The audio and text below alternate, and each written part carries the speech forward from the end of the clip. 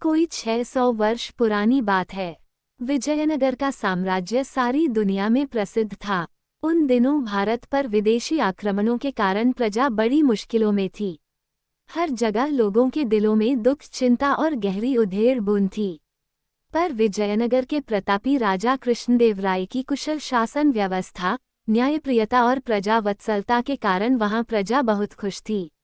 राजा कृष्णदेवराय ने प्रजा में मेहनत और सद्गुणों के साथ साथ अपनी संस्कृति के लिए स्वाभिमान का भाव पैदा कर दिया था, इसलिए विजयनगर की ओर देखने की हिम्मत किसी विदेशी आक्रांता की नहीं थी।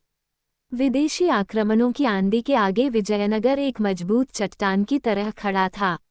साथ ही वहां लोग साहित्य और कलाओं से प्रेम करने वाले तथा परिहासप्रिय थे। उन्हीं दिनों की बात है, विजयनगर के तेनाली गांव में एक बड़ा बुद्धिमान और प्रतिभासंपन्न किशोर था। उसका नाम था रामलिंगम। वह बहुत हंसोड़ और हाजिर-ए-जवाब था। उसकी हास्यपूर्ण बातें और मजाक तेनाली गांव के लोगों को खूब आनंदित करते थे। रामलिंगम खुद ज्यादा हंसता नहीं था, पर धीरे से कोई ऐसी चतुराई की बात कहता कि सुनने वाले हंसते हंसते लोटपोट हो जाते। उसकी बातों में छिपा हुआ व्यंग्य और बड़ी सूझबूझ होती, इसलिए वह जिसका मजाक उड़ाता, वह शख्स भी द्वेष भूलकर औरों के साथ खिलखिलाकर हंसने लगता था। यहाँ तक कि अक्सर राह चलते लोग भी रामलिंगम की कोई चतुराई की बात सुनकर हंसते हंसते लोटपोट हो जाते। अब तो गांव के लोग कहने लगे थे, बड़ा अद्भुत है यह बालक। हमें तो लगता है कि यह रोते हुए लोगों को भी हंसा सकता है। रामलिंगम कहता, पता नहीं, रोते हुए लोगों को हंसा सकता हूँ कि नहीं, पर सोते हुए लोगों को जरूर सकता हूँ।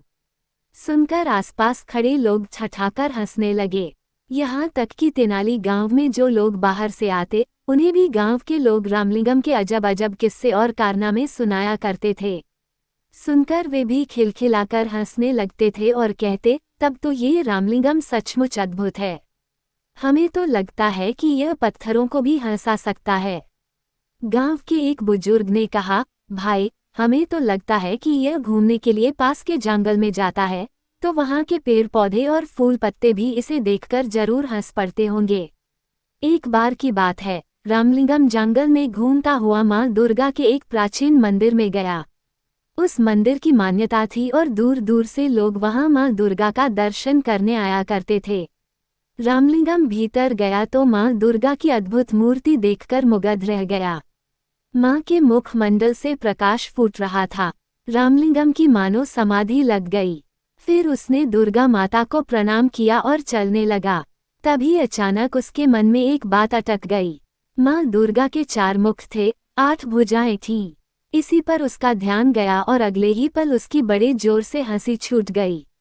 देखकर मां दुर्गा को बड़ा कौतुक हुआ। वे उसी समय मूर्ति से बाहर निकलकर आईं और रामलिंगम के आगे प्रकट हो गईं। बोली, बालक, तू हंसता क्यों है? रामलिंगम मां दुर्गा को साक्षात सामने देखकर एक पल के लिए तो सहम गया, पर फिर हंसते हुए बोला, क्षमा करें मां, एक बात याद आ गई, इसीलिए हंस रहा हूँ। कौन सी बात? बता तो भला, मां दुर्गा ने पूछा। इस पर रामलिंगम ने हंसते हंसते जवाब दिया, मां, मेरी तो सिर्फ एक ही नाक है, पर जब जुकाम हो जाता है तो मुझे बड़ी मुसीबत आती है। आपके तो 4 मुख हैं और भुजाएं भी 8 हैं, तो जब जुकाम हो जाता होगा तो आपको और भी ज्यादा मुसीबत। रामलिंगम की बात पूरी होने से पहले ही मां दुर्गा खिलखिलाकर हंस पड़ी। बोली, हट पगले, तू मां से भी मजाक करता है।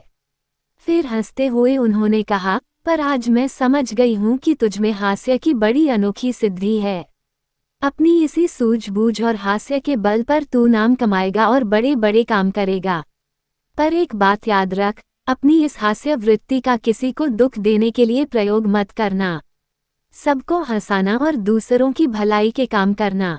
जा, तू राजा कृष्णदेवराय के दरबार में जा, वही तेरी प्रतिभा का पूरा सम्मान करेंगे। उस दिन रामलिंगम दुर्गा माँ के प्राचीन मंदिर से लौटा तो उसका मन बड़ा हल्का फुल्का था। लौटकर उसने माँ को यह अनोखा प्रसंग बताया। सुनकर माँ चकित रह गईं, और फिर होते होते पूरे तेनाली गांव में यह बात फैल गई कि रामलिंगम को दुर्गा माँ ने बड़ा अद्भुत वरदान दिया है। ये बड़ा नाम कमाएगा और बड़े बड़े काम करेगा। उसके साथ ही साथ तेनाली गांव का नाम भी ऊंचा होगा।